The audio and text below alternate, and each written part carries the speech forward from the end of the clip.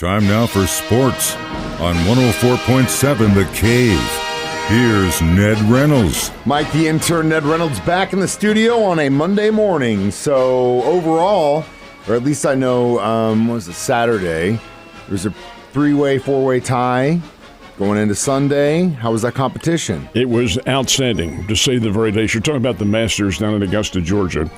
And there is a reason that Scottie Scheffler is the number one golfer in the world. Now, that doesn't last. A golfer, especially the world of golf, is in a groove for a relatively short period of time. But Scheffler's been there now for a couple of years. He's the number one golfer. There's a reason, and that reason is his discipline, his mental outlook. At one time, he would have lost control and perhaps gotten frustrated and so forth and so on. But in this case, he kept his diligence right down the stretch, and he wins the Masters, his second Masters green jacket, and he wins it by 11 under par and 4 ahead of the nearest challenger, Ludwig Åberg. And watch out for him because he is a doggone good player. Anyway, here's Scheffler, and really the drama, Mike, occurred on the 9th hole. This is halfway through the competition. Here's Scheffler, hits a wonderful pitch to the green. He puts a backspin on it, and the ball rolls to about an inch away from the cup. That's a birdie, automatic birdie. In the meantime, Colin Morikawa from the University of California is in a bunker, and he can't get out of that bunker. His first one hits the lip and comes back in. Next shot goes onto the green, but it rolls far from the hole. So he double bogeys. He is not automatically, but he is 3 strokes back at that point, and that really was the match. It was Åberg who finished in second. This is an interesting story. Ludwig Åberg is Swedish, but he played his golf at Texas Tech. Talk about a culture shock. He just ran into one there, but is a really, really good player. He finishes second. First prize for our friend Mr. Scheffler, $3,600,000 for winning the Masters and all of the publicity that goes with it. As far as Tiger Woods is concerned, he did make the cut for a record 24th straight time, and then after he made the cut, he completely fell apart. Finished in last place, 16 strokes over par, and far, far, far away from the lead. Tiger Woods says he's going to play in the other majors.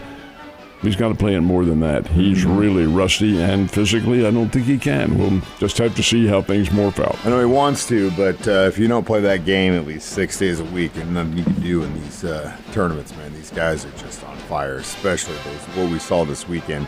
The St. Louis Blues were trying everything they could to get into the Stanley Cup playoffs, and despite winning yesterday, it's not happening. No, they didn't have enough points. They were in the wild card hunt, and they were up until the latter part of last week when the Los Angeles Kings won a few matches, and that put them far ahead of the Blues to the point where the Blues couldn't catch them. So the Blues will not be in the Stanley Cup playoffs for this year. They have one regular season game remaining. Did win yesterday over the Seattle Kraken 4-1, but doesn't make, other than the pride factor, doesn't make any difference. So indeed, the Blues will be out of it this year. Last but not least, NBA playoffs are about ready to start rolling. What's the story there? They begin tomorrow night, as a matter of fact. The NBA has an interesting new concept. I call it new. It began in 2021, where they seed all the teams. Now, the top teams in their divisions all automatically make it. But then seeds 7 through 10 compete in a play-in round, and then that begins tomorrow night. 7 plays 10, 8 plays 9. And that's in both conferences, so 2 teams are eliminated from that competition. The winners are the number 8 seeds, and they go into the main field of the NBA playoffs, and that'll begin next week. But the fact is, this play-in round coming up does include LeBron James and the Los Angeles Lakers, and it includes the Golden State Warriors.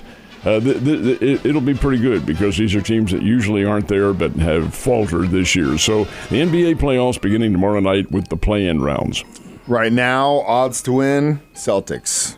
I would say Celtics. The Celtics are the Milwaukee Bucks. They're right there at the top. Nuggets, Clippers, Bucks. So the Springfield Cardinals are just absolutely white hot right now. Let's talk about that first. They are so hot, they can't even stand themselves now. Here they've had a couple of games during this 9-game. They've won 9 in a row, folks. 9 straight victories. That's a club record for the Springfield Cardinals. Number 9 came yesterday, and this is not the first time it's happened during this streak. Cardinals have lost a game. It's 7-3 in the 8th inning, and seventh inning, I should say, and anything can happen. And then here they come up to bat.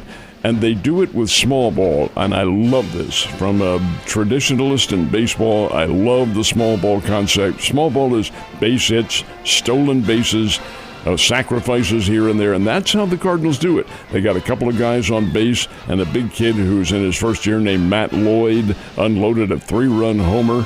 And just like that, the Springfield Cardinals are ahead 8-7. They hold on to win it 8-7.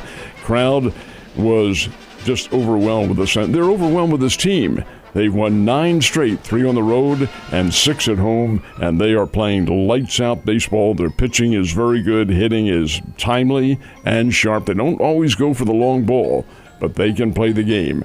Now, the other teams, the major league teams in the state, well, the Cardinals lost 5-0 to the Arizona Diamondbacks. And the Cardinals' Miles Michaelis gave up all 5 runs in the 5th inning. That's when Arizona put their offense to work. And then the Cardinals got shut out and could not do anything at all with a kid named Zach Gallen.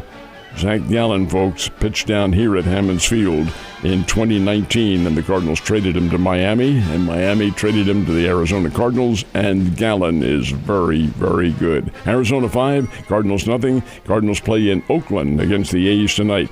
New York Mets and the Kansas City Royals. The Mets won it 2-1. They scored 2 runs in the 8th inning. The Royals countered with a run in the 9th. Wasn't enough, and the New York Mets get the victory. So we continue on with the baseball scene, such as it is. Royals, though, man, even though they didn't get that win yesterday, those bats been hot. They're not going to win all of them, of course, but they're 10-6 on the year, and that's a whole lot better from what they have been.